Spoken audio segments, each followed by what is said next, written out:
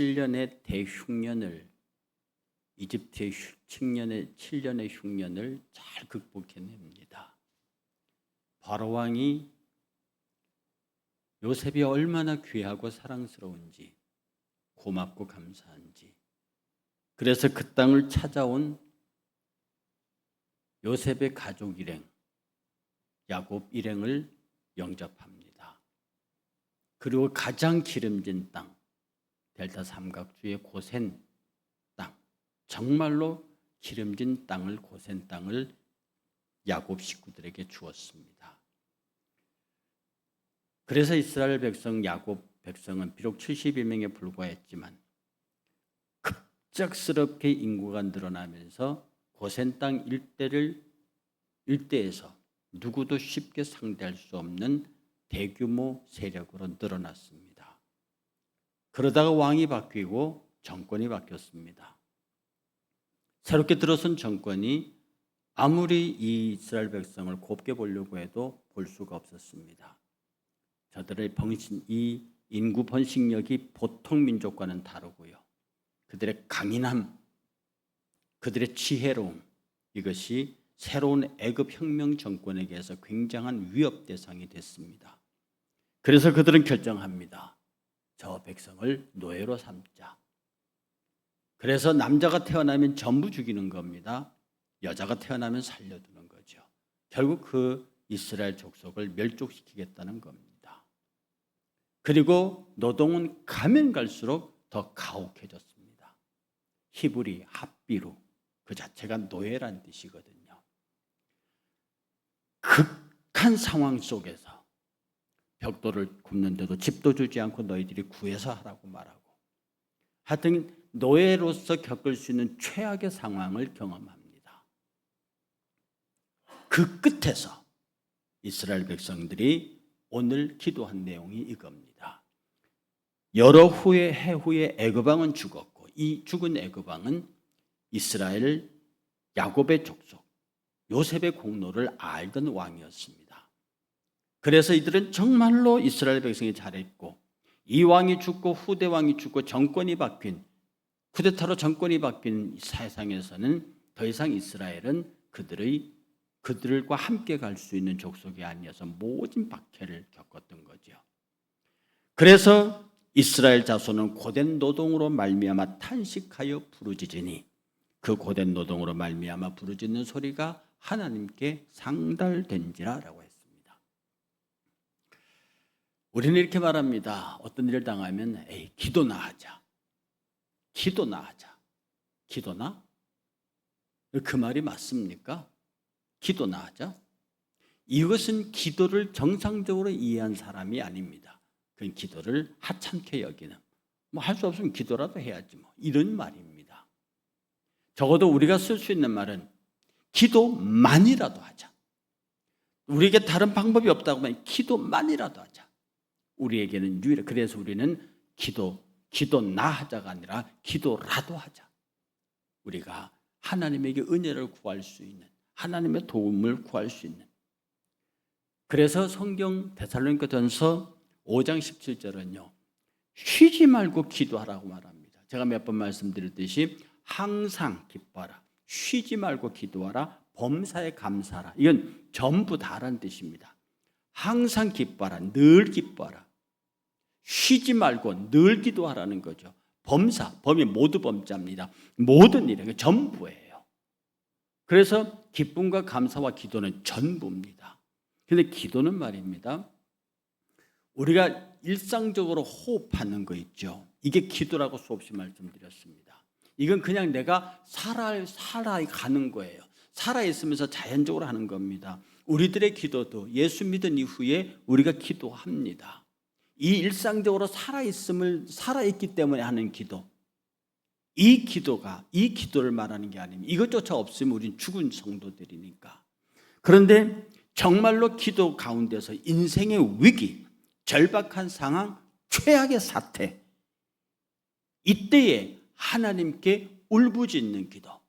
오늘 본문은 탄식하여 부르짖었다고 말합니다.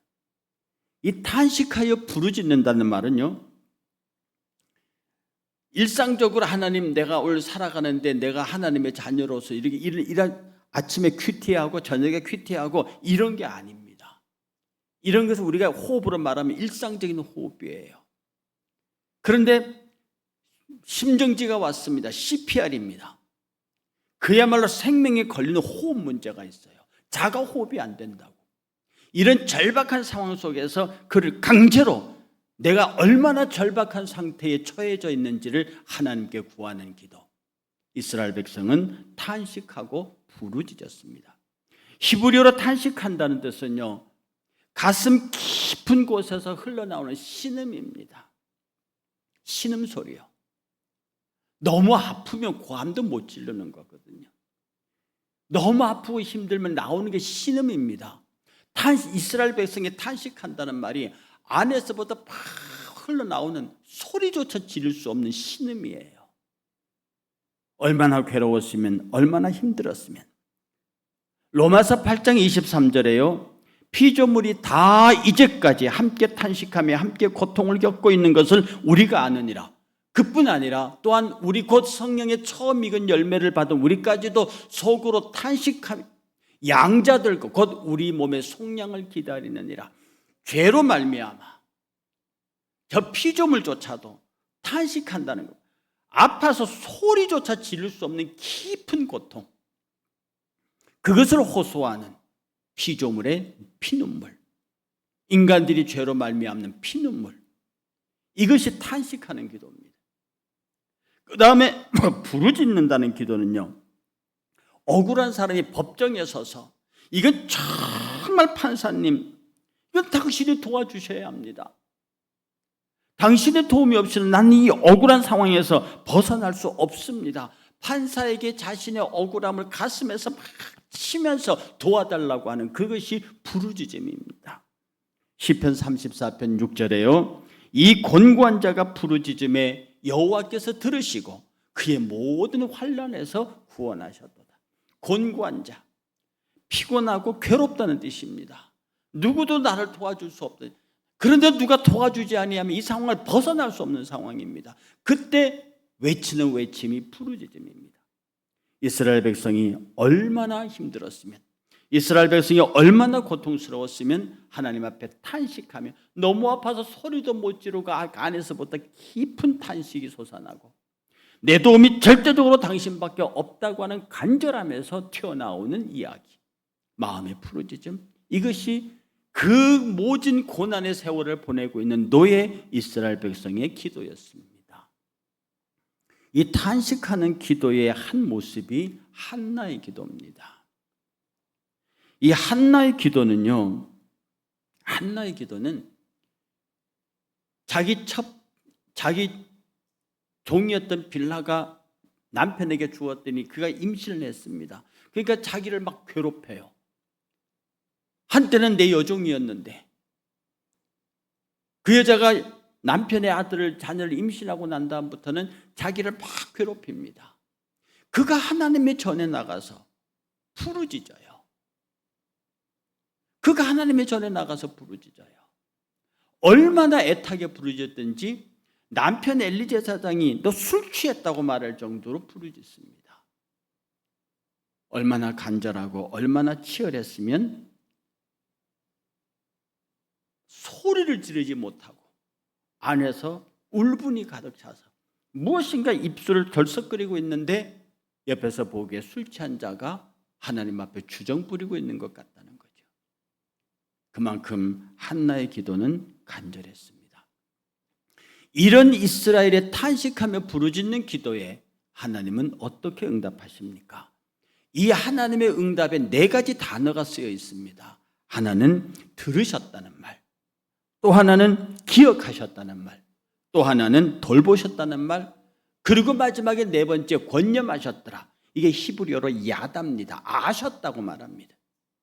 여기는 돌보셨다는, 여기 옛날 번역 권념하셨더라, 지금은 기억하셨더라 이렇게 되어 있는데 이게 아셨더라 이 말입니다. 하나님께서는 그 백성들의 기도를 들으시고 24절입니다. 하나님은 그들의 고통 소리를 들으시고 하나님이 아브라함과 이삭과 야곱에게 세운 그의 언약을 기억하시고 하나님이 이스라엘 자손을 돌보셨고 하나님이 그들을 기억하셨더라. 야다 아셨더라고 말합니다. 그 깊은 탄식과 부르짖음에 하나님은 4가지 형태로 답하시는 겁니다. 여기서 들으셨다는 것은 말입니다, 단순히 들었다는 말이 아닙니다. 반응하셨다는 말입니다. 이제는 시작하겠다고 한 당신의 의지를 보여주시는 거예요. 하나님이 들으셨다. 그래, 알았다 이 말이거든요. 그 다음에 하나님이 기억하셨다고 그랬습니다. 이것은 단순한 기억이 아니라 이제는 내가 알았으므로 내가 너의 조상 아브라함과 이삭과 야곱에게 한 약속을 기억해내시는 겁니다. 아니, 이제 내가 기억하고 있는 것을 시작할 때가 되었다고 말하시는 겁니다. 내가 너희들의 외침을 들었다. 이제 내가 시작하겠는데 그 시작은 너희 조상 아브라함과 이삭과 야곱에게 한 그 언약의 기초에서 내가 시작하는 거다. 하나님이 그 언약을 일깨우십니다. 그리고 이스라엘 자손을 돌보셨습니다. 보셨습니다.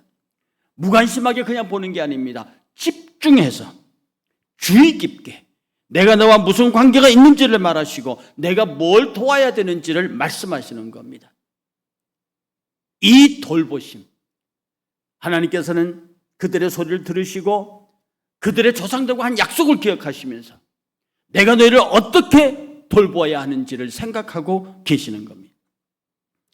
이 돌보심의 기도는요, 이 돌보심의 기도에 대한 아주 구체적인 예가 어디 있느냐 하면은 아까 죄송합니다, 하갈이었습니다. 아브라함이 자기의 여종 하갈을 아브라함이 아닙니다. 이 하나님께서 아브라함이 자기 아내 사레가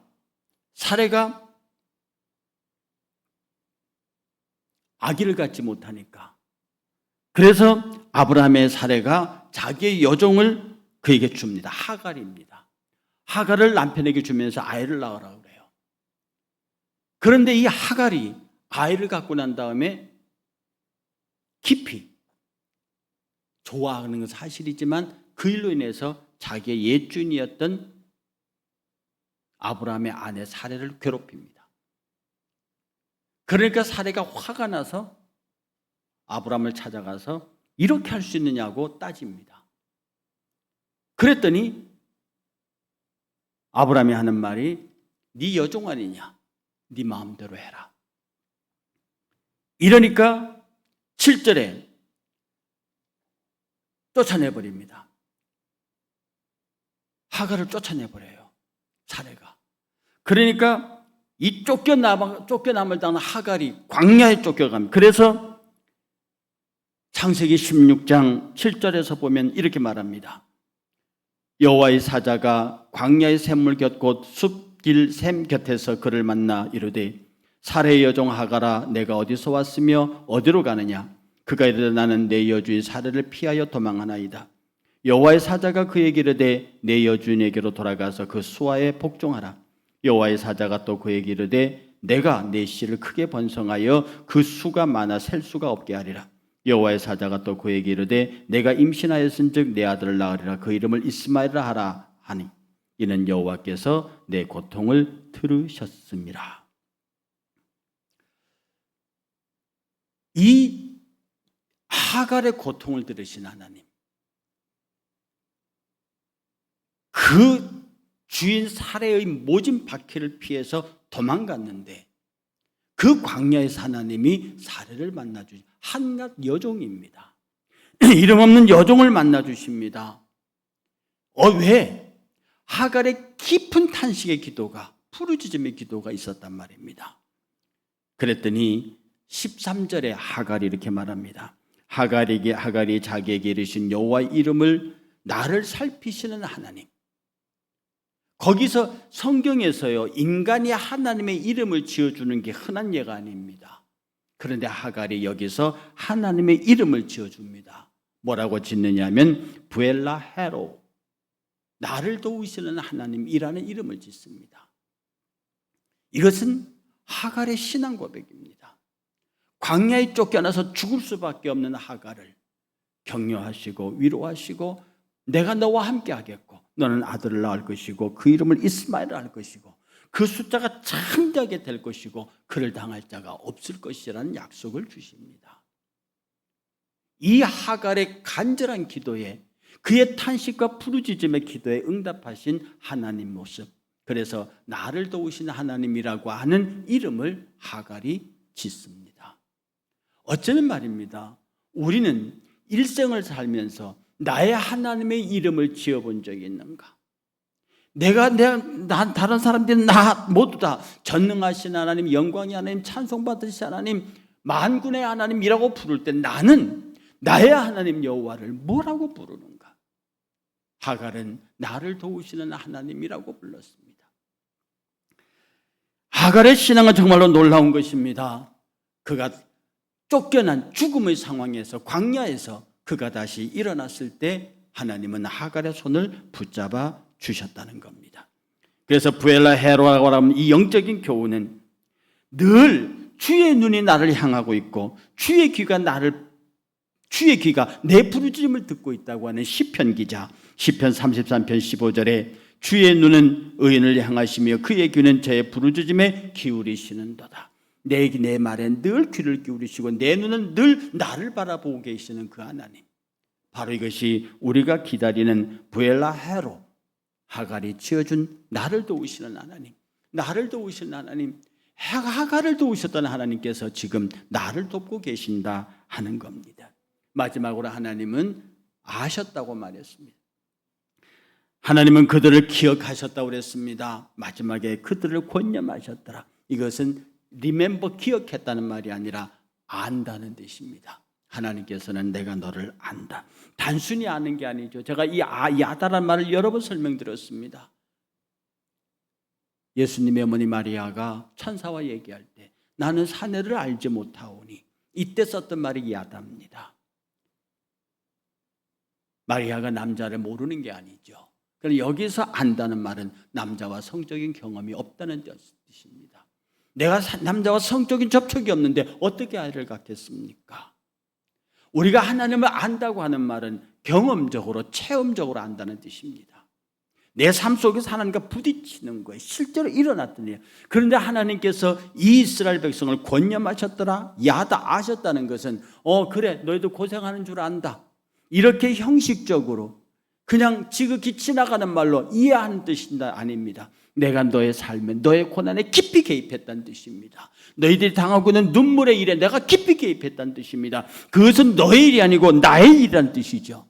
하나님께서는 그렇게 이스라엘 백성들에게 다가오셨습니다. 이스라엘 백성이 탄식하고요, 이스라엘 백성이 부르짖을 때 하나님께서는 그들을 들으시고 그들을 기억하시고 그들을 돌보시고 또한 그들을 직접 바라보고 계셨습니다. 오늘 우리가 이 시대를 살아가면서 우리들의 삶에 보면요, 정말로 기도해야 할 일들 투성이입니다. 그냥 일상적으로 살아가는 평범한 삶, 여기는 평범한 기도면 됩니다. 아침에 일어나서 저녁에 누워서 내가 호흡하듯이 매 순간마다 하나님 앞에 기도하며 묵상하며 큐티하고, 이런 평범한 기도 말고요, 정말 우리 한 사람 한 사람 보면은 하나님 앞에 치열하게 기도해야 할 일들이 너무 많이 있습니다. 근데 놀라운 사실은 기도하지 않는다는 거예요. 아니, 어떤 사람은 굳이 기도할 필요를 느끼지 못합니다. 지금 내게 부족함이 없는데 뭐, 내가 그렇게 막 남의 도움을 구해야 할 만큼 그렇게 못난 사람이 아닌데 뭐, 내가 지금 예수 비교적 잘 믿고 있거든, 뭐 이 정도 어려우면 내 힘으로 해결할 수 있어 라고 생각하는 사람들은 일상적으로 그냥 살아가는데 필요한 호흡, 이 정도의 호흡, 이 정도의 기도로 머물고 맙니다. 그런데 우리는 내 자신을 가만히 들여다보면요, 정말로 생명을 걸어놓고 작심하여 기도할 일이 너무너무 많이 있습니다. 그리고 실제로 개인적으로도 하나님 앞에 탄식하며 부르짖는 기도를 해야 할 위치에 놓인 사람들이 너무너무 많아요. 그런데 기도하지 않습니다. 정말로 개인적으로 힘들고 어렵고 눈물의 환경에 처해 있는데 주변의 상황을 원망하고 다른 사람들을 붙잡고 탓할 수는 있어도 하나님 앞에 나아가서 하갈처럼 토하여 내치는, 이스라엘 백성처럼 정말로 탄식하여 부르짖는 그런 기도를 원하지 않습니다. 그걸 어떤 사람은 자존심 상하는 걸로 보는 사람도 있습니다. 어떤 사람은 꼭 그렇게 해야 하냐고 생각합니다. 세상사 세상 방법으로 풀어야 하는 것이지 어떻게 그냥 기도는 내가 일하는데 힘을 얻고 내가 기도하는데 내 마음을 안정시켜주는 것 이상으로 생각하지 않습니다. 그런 사람은 죽을 때까지 삼손이 헤브론 성문짝을 떼어매고 그 헤브론산 꼭대기까지 올라간 그런 귀한 영적 경험은 죽을 때까지 단 한 번도 할 수 없는 사람입니다. 하나님 앞에는요, 전적인 의탁, 전적인 탄식의 기도가 필요합니다. 탄식아, 나는 지금 이 상황을 헤쳐갈 수 있는 힘이 내게는 없습니다 라고 우는 거예요. 시편 121편 1절과 2절은요, 내가 산을 향하여 눈을 들리라. 나의 도움이 어디서 올고 나의 도움이 천지를 지으신 여호와에게서로다. 이 깊은 고백을 통해서 나를 도우시는 당신의 도우심이 없기는 내 탄식과 부르짖음을 해결할 길이 없습니다. 그래서 교회 안에서도 정말로 간절하게 눈물로 기도하는 사람, 정말로 하나님의 도움이 없이는 나는 이 위기를 해칠 수 없습니다. 내 아픔, 내 고난, 내 현실의 문제를 당신이 아니고는 해결하지 못합니다 라고 하는 눈물의 기도를 들을 때요, 하나님의 영이 그 위에 있는 것을 봅니다. 주의 사자가 움직이는 것을 본다고요. 그런데 분명히 저 사람이 기도해야 할 상황에 있음에도 기도하지 않을 때 교만의 영이 그 위에 있음을 봅니다. 지금 내 주변에 일이 아무 일이 없고 내 주변이 평안함으로 나는 그렇게 살아가도 괜찮다라고 그냥 신앙은 액세서리처럼 걸치고 있는 사람들, 그런 사람들에게서 하나님의 역사는 일어나지 않습니다. 저와 여러분들은요, 하나님의 언약을 붙잡고 기도해야 합니다. 하나님께서 이스라엘 백성들을 향해서 아브라함과 이삭과 야곱에게 한 약속을 기억하시고 너희들의 기도를 들으셨다는 거거든요. 우리가 기도할 때는 하나님이 나의 기도에 반드시 응답하신다고 하는 근거가 있어야 합니다. 엘리야가요, 갈멜산에서 기도할 때 제단을 다 준비해 놓고 마지막에 기도할 때 그의 마지막 기도 부분이 우리의 가슴을 두드립니다. 열왕기상 18장 36절에 보면요, 그가 그 저녁 소재 드릴 때 이르러 선지자 엘리야가 나가서 말하되 아브라함과 이삭과 이스라엘의 하나님 여호와여, 주께서 이스라엘 중에서 하나님이신 것과 내가 주의 종인 것과 내가 주의 말씀으로 이 모든 일을 행하는 것을 오늘 알게 하옵소서. 여호와여, 내게 응답하옵소서. 내게 응답하옵소서. 이 백성에게 주 여호와는 하나님이신 것과 주는 그들의 마음을 테로등기심을 알게 하옵소서. 엘리야가 뭐라고 말합니까? 아브라함과 이삭과 이스라엘의 하나님 여호와여, 주께서 이스라엘 중에서 하나님이신 것과 내가 주의 종인 것과 내가 주의 말씀대로 이 모든 것들을 행한 일을 오늘날 알게 하옵소서. 당신은 우리의 약속의 하나님이십니다. 내가 주의 종입니다. 그리고 내가 당신의 말씀대로 이 모든 일을 행하고 있는 것을 오늘날 저들이 알게 하옵소서. 여호와여 응답하옵소서. 여호와여 응답하옵소서. 이 백성이 주 여호와는 하나님이신 것과 주는 그들의 마음을 돌이키시는 이심을 알게 하옵소서. 전부 언약에 기초한 말입니다. 우리가 하나님 앞에 기도할 때에 하나님, 나의 기도에 응답하옵소서, 내 기도에 응답하옵소서라고 하는 이 기도는요, 기도 외에는 이런 유가 나갈 수 없는 이라고 하시는 하나님의 언약의 말씀에 기초해 있는 겁니다. 변화산에서 예수님과 일행이 내려왔을 때 남아있는 9명의 백성이 귀신 들린 소년 하나 붙잡고 어쩌지를 못하고 있었습니다. 그때 예수께서 그들을 쫓아냈단 말입니다. 제자들이 묻습니다. 왜 우리는 못했습니까? 기도 외에는 이런 유가 나갈 수 없느니라. 여러분, 제자들이 기도 안 했겠습니까? 저는 이 말씀을 보면서 제자들이 거기서 기도했다 안 했다고 생각하지 않습니다. 그러나 그들의 기도는 지극히 형식적이었고 주문적이었고 예수가 하던 것들을 흉내냈던 사람들입니다. 그런 일상적인 기도의 모습으로는 기적을 일으킬 수 없는 거예요. 여러분, 다시 말씀드려 우리 모두는 기적의 사람들입니다. 그리고 기적의 사람으로 살아야 합니다. 일상적이고 평범한 삶을 살려면 굳이 예수를 믿을 이유가 없다고요. 세상 사람들이 사는 방식으로 성공하고 세상 사는 사람들의 방식으로 평화를 유지하고 세상 사람들의 방법으로 복을 받으려 한다면 굳이 예수를 믿을 필요 없습니다. 하나님의 자연 계시는 그들에게도 우리에게도 동일하다고 수없이 말씀드렸습니다. 우리는 기적의 사람입니다. 모든 사람이 불가능하다는 것을 하는 사람들입니다. 모든 사람들이 안 된다고 하는 것을 해내는 사람들입니다. 무엇으로? 기도로. 이 기도는 우리가 철저하게 부족하다고 깨닫고 우리가 모자라도 깨닫고 전적으로 당신의 개입이 없으면 나는 불가능합니다라고 하는 탄식과 부르짖음이 있는 사람들, 마땅히 기도할 상황이 있을 때, 내가 하나님의 앞에 울어야 할 상황이 있을 때, 내가 하나님의 전적인 도움이 필요하다고 느낄 때, 주님 외에는 다른 방법이 없다고 생각할 때, 주께서 개입하지 아니하면 모든 문제를 해결할 수 없다고 느낄 때, 정말로 탄식과 부르짖음이 필요할 때 하나님의 기적의 역사를 기다리는 겁니다. 우리의 기도는 다이나마 같은 파괴력이 있습니다. 이 기도는 하나님을 움직이는 기도입니다. 이 기도는 하늘의 역사를 땅에 내리게 하는 거란 말입니다. 기도 외에는 이런 이유가 있을 수 없느냐? 기도 외에는 하나님을 움직일 방법이 없다는 뜻이에요. 우리의 기도 외에는 하나님을 움직일 방법이 없어요. 기도 외에는 우리의 이 말도 안 되는 상황을, 정말로 설명 불가능하고 억울하고 원통한 상황을 주님의 아니고는 해결할 길이 없다는 뜻이며, 이것을 믿는 사람들이 하는 것이 탄식하여 부르짖는 기도입니다.